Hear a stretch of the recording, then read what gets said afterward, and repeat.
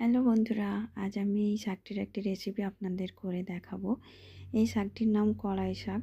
একে আপনাদের অঞ্চলে কী শাক বলে ডাকে তা আপনারা আমাকে অবশ্যই কমেন্টে জানাবেন। এর জন্য প্রথমে শাকগুলোকে আমি ভালো করে বেছে নিচ্ছি। এর শক্ত অংশগুলোকে বাদ দিয়ে দিচ্ছি, নরম অংশটা নেব। তারপর এটাকে আমি ভালো করে বেছে নেওয়ার পর এগুলোকে ছোট্ট ছোট্ট করে মিহি করে কেটে নেব। এই শাক মিহি করে কাটতে হয়, তবে খেতে বেশি টেস্ট লাগে।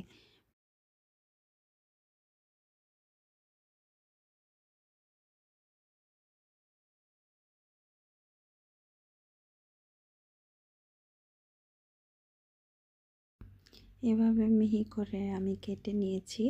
কেটে নেওয়ার পর এটাকে ভালো করে ধুয়ে নেব। এভাবে আপনারাও কাটবেন।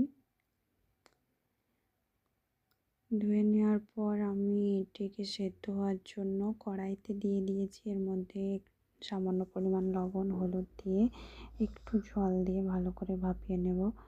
ভাপানো হয়ে যাওয়ার পর এটিকে আমি ভেজে নেব। ভেজে নেওয়ার জন্য প্রথমে কড়াইতে আমি তেল দিয়ে দিয়েছিলাম। তেলটা গরম হয়ে যেতে দুটো শুকনো লঙ্কা ছেড়ে দিয়েছিলাম। শুকনো লঙ্কা দুটো ভাজা হয়ে যাওয়ার পরে ওর মধ্যে একটু বেশি পরিমাণে পেঁয়াজ দিতে হয়।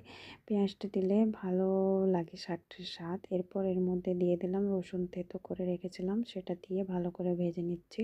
পেঁয়াজটা হালকা ব্রাউন কালার হয়ে গিয়েছে। এবার এর মধ্যে শাকগুলো সব দিয়ে ভালো করে ভেজে নেব। শাকগুলোকে ভালো করে ভাজা হয়ে যাওয়ার পর এটা খেতে খুবই ভালো লাগে। এই শাক খাওয়ার জন্য আমরা শীতকালটাকে বেশি মনে করি। শীতকালেই এই শাকটা পাওয়া যায়।